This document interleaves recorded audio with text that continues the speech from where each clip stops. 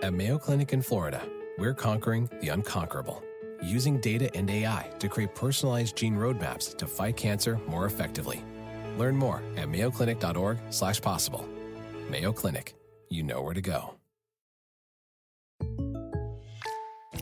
I know how to run a hair salon, but for small business insurance, I chose my State Farm agent. She's a small business owner too, so she knew how to help me personalize my policies. Like a good neighbor, State Farm is there. Talk to an agent today.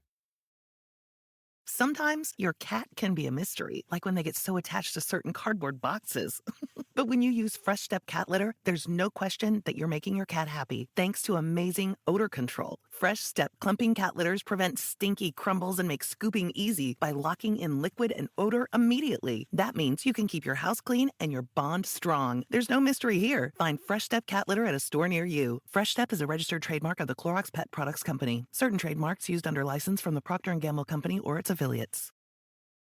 Hey friends, want to grow your business faster and stronger? Wondering how to find and keep top talent? It starts with your culture. Insperity, a leading HR provider, can help your business create a culture that drives growth. Download their free ebook, The Future of Business is Culture, at Insperity.com. With the right people, processes, and values in place, your company can realize its full potential. Visit Insperity.com to see how Insperity provides HR that makes a difference.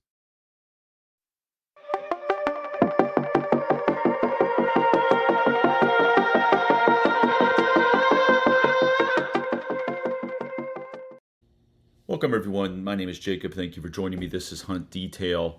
Last week, we spoke about the X and Y axes for deer hunting. And on one axis, you have the duration, and the other, you have location. And there's no two ways around it. You have to invest time. And you can decide if you want to invest time during the off season in scouting, or if you want to invest that time or save that time during the off season, just use it during October, November in the tree stand. And I prefer to spend a lot of time in the off season trying to find that location, to really get precision down so that come October, November, I'm making the most of my sits and I'm efficient. Because as we all know, things, work, family, other priorities, other commitments, weather, all sorts of things happen during October or November that disrupt your hunting season. And if you can create efficiency or build efficiency into those hunts, especially if you're hunting public land, then now is the time to do it. And today we're going to talk about the spot within the spot. And this is just my perspective, my opinion. I am by no means anybody in the hunting space, so I just want to clarify that. I'm just an average Joe when it comes to that. I'm just sharing my thought process, and hopefully this is helpful for you as you listen to this. I know I enjoy hearing other folks with their approach and their tactics and strategies and that sort of thing. So please take it for what it is. It's exactly what you pay for, free. So it's just that's what it's worth. But before I do get into this, I do want to say thank you for listening. I do appreciate your help and support. Please go to the Hunt Detail YouTube channel, follow along there. There's a ton of other content there. There is on this. As you listen to this, please follow this feed and download. And if you could, feel free to share it. And also, more than anything, if you give it a 5-star review, that would be great. I don't know if I have any reviews, so you could be the first, which would be fantastic. I'll even give you a shout out if you give me a review, a 5-star review. I'll give you a shout out. If you give me a 1-star, that's a different story. But let's talk about again a little bit last week. Now, the spot that I was describing last week, if you didn't get a chance to listen, or if you did, I'll go through it briefly here. I still haven't found the spot within the spot. This is a large piece of big woods, public land. It's not ag. There's no ag spots on this big piece of public. It's outside of my state. I barely get a chance to scout it. and I get to hunt it every now and then, and I've hit some home runs there. I found a spot within a spot, which is what I'll get to today.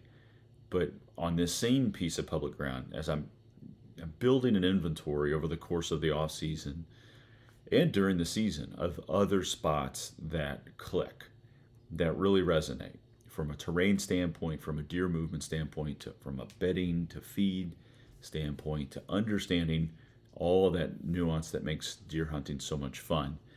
And so this, as I spoke last week, I'm trying to develop this location more into the spot within the spot. And I think I found some areas there that are going to help me this upcoming season.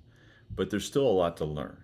I will definitely hunt that area with a new energy and confidence because of what I found in that scouting session. And this week, I'm going to talk about a scouting session that I did this weekend.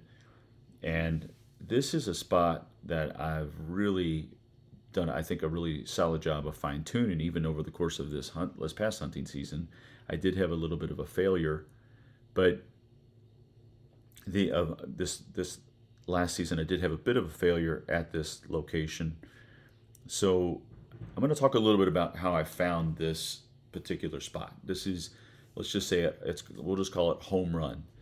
The other area that I was discussing last week, let's just call it singles and doubles, and this is home run area. And a couple years ago, I was hunting with taking my daughter out on this location, and it was youth hunting season, and we had traveled out there. It just made a lot of sense for her and for me to take a trip and to do this together and spend some time out there. And we went out there, and it was youth hunting season, and a lot of times I'm always scouting, no matter what, even if I'm turkey hunting, whatever I would be doing, even if I'm fishing, I'm still scouting for deer. But I came across this logging road, and it went up a really steep ridge, and I could see where this long hills or ridge, I guess, sort of pinched down as it came up to this logging road. And it pinched down in such a way that I could see areas where deer were crossing this logging road. And I think it really kind of pinched it down to like a 75-yard area. So you have, it was clear that there was deer movement there. And it really caught my attention because it was, again, I could see, you can see embankments where deer, have been gone up or going down up and over and across this logging road. And then I found a scrape, and I thought, okay, I'm going to make a mental note about this place. And came back later that year and killed a really nice buck, one of my best bucks. And I had sat there a couple times and had nothing, but tweaked the setup a little bit and then killed this real nice buck, and was very happy. And this was sort of a home run situation because I really hadn't spent a lot of time scouting it other than understanding that this is an area that pinches down deer movement. And I just had a feeling that found some rubs and scrapes, and that some good sign. And in this area, I knew if you found any amount of sign like that it was worth spending some time. So the next year, came back and sat near this ridge, but across a small creek on the other side of this ridge system. If you can imagine, these two ridges run. They face each other. One is south facing, one is north facing. There's a creek between them, and sat on the other side and had an incredible experience where I had a group of does come up, then had a so I worked my way to this area, had a group of does come up about a half hour after I got in the tree, and this was about 10 o'clock. And then about 10:30, had a nice buck come in and killed him. And I was sitting over a scrape, and I knew I was close enough to sort of the other area that I had hunted the previous year that I was in the game. So I killed this buck, and then literally, I don't know, 15, 20 minutes later, another buck, a bigger buck, comes through, and that was pretty exhilarating. I was already on the ground and getting my stuff together, and there he comes through, and he's at, I don't know, 35 yards, 30 yards, and he is fired up, trying to find those does that came through. And it was a pretty incredible experience, and it was kind of frustrating because I knew I'd killed this other buck, and this other even bigger buck had come through. But and then I've sat in those areas other times and had encounters, and in this, and what I found was this year I sat on sort of the one side of the system where I had those does come in and that other buck come in.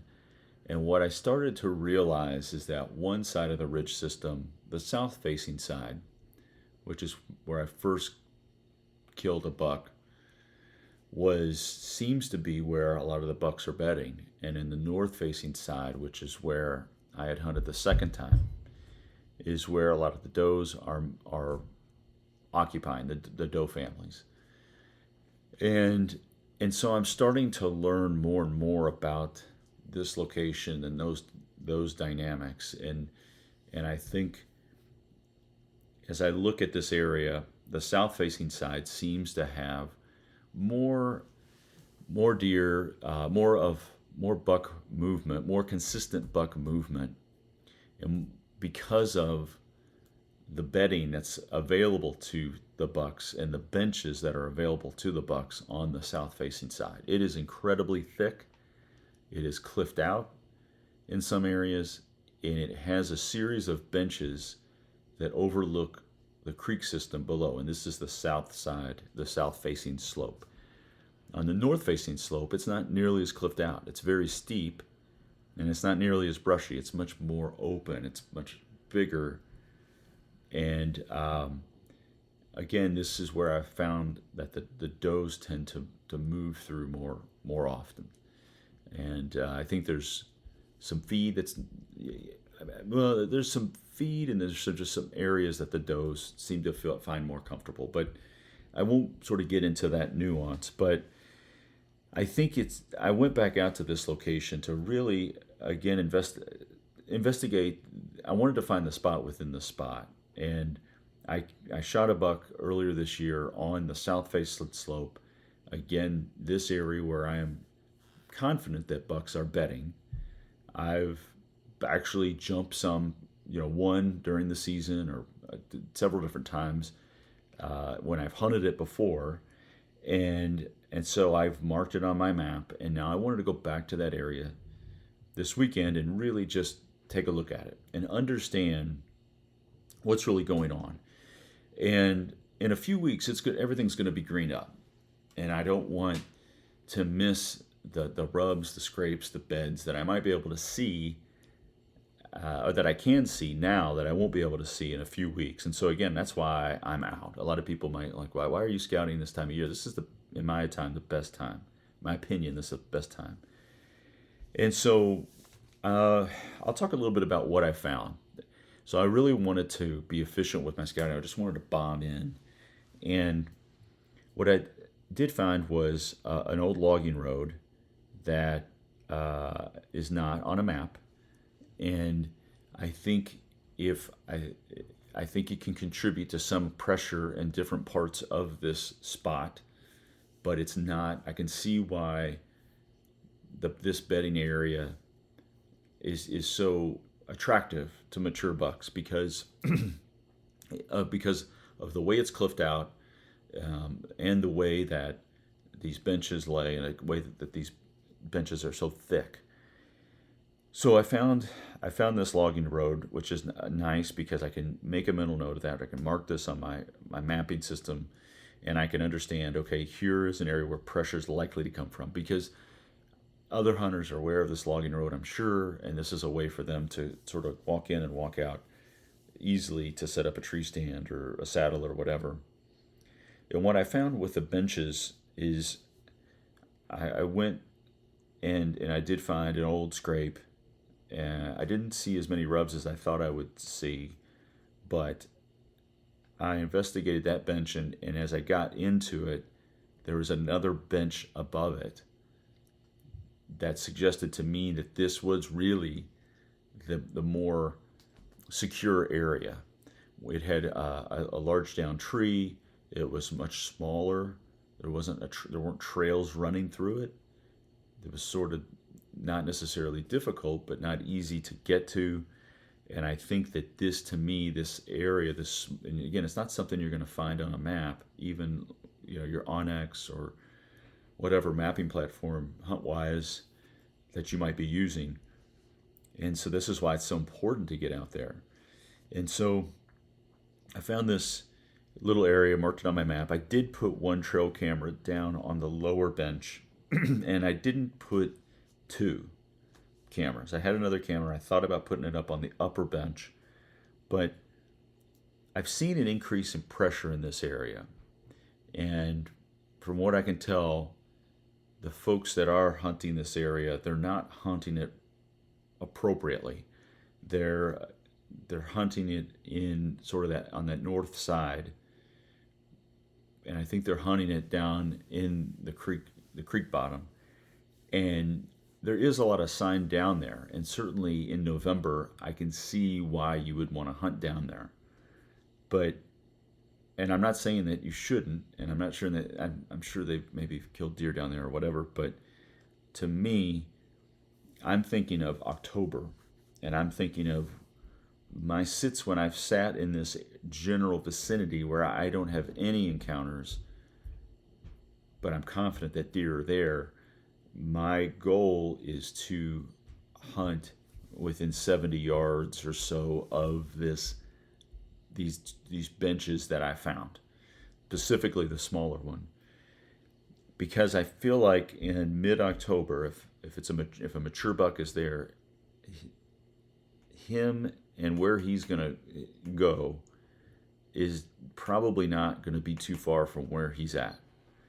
And if I'm at 100 yards or 150 yards away or whatever that may be, I'm not even in the game. But if it's middle of October and I get in between him and where I suspect he might be feeding, on a hot white oak acorn tree, or get somewhere in there without, with the right wind and everything, I think that I could fill my tag in early October and then move on to other things, other states or whatever. But I think that to me is about finding the spot within the spot. Is okay, I've got a great spot. I've killed deer out of it, and I've had a lot of fun in it. But how do I fine tune it to a point where I can really maximize my time even more and have more encounters and be more efficient with my time? And I think, and that's really what I was trying to do this weekend when I was scouting this area, is really trying to fine tune that. And within that, you're trying to find kill trees, and you're marking access points, and you're setting up. Again, I set up a trail camera. I feel like if I set up another one, I can only do more damage because I'm drawing more attention to that area. If someone's turkey hunting, if someone's deer hunting happens to see, several cameras in an area, they might start to put two and two together. And I even questioned if I should even put one camera up. But it's just something to consider as you do your scouting. If you've really if you figured out an area to a point that you know what you need to know, you may not even want to put any trail cameras up, because it's only drawing attention to to an area that you already know what you need to know. And so that's the plan, is to hunt closer to this bedding area in October and try to get within, 70 yards or so. We'll see how that goes. I mean, again, October, it's going to be pretty thick. I could probably pull that off if I play my cards right, if I'm quiet and I take my time. I think the other thing is I did find, I did find some beds, but these were on top. I did find an old scrape on top, and this was near one of the logging roads, and I felt like, I think when you're scouting, if you see sign in areas, like I found this bed and it had hair in it. I think it even had hair underneath the leaves a little bit. It seemed like an old bed, like a bed that's been used quite a bit, but it was in the open.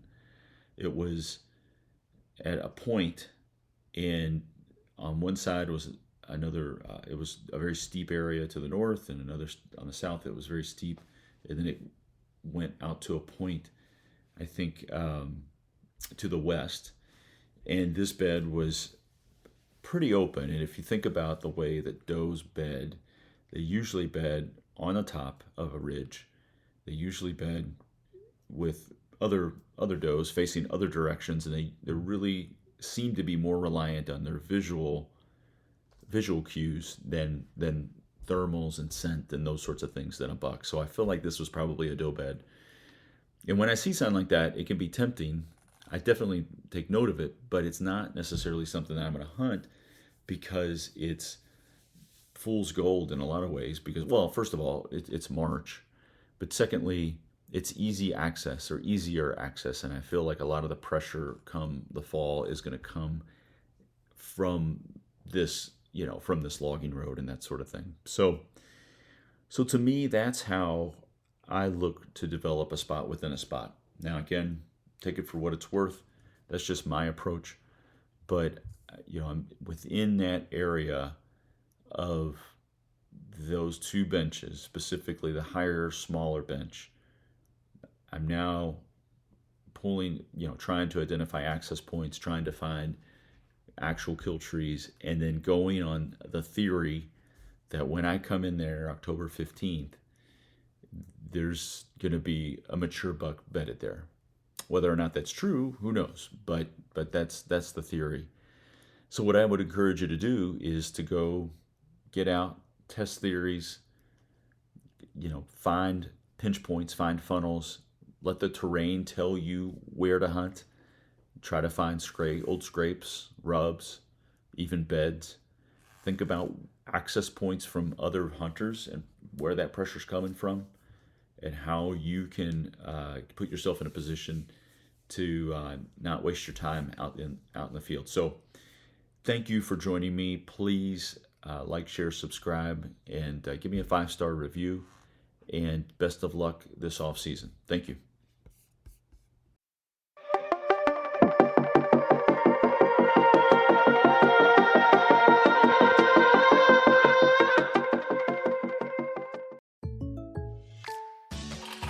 Selling smoothies is what I do. But for small business insurance, I chose my State Farm agent. He's a small business owner too, so he knew how to help me personalize my policies. Like a good neighbor, State Farm is there. Talk to an agent today.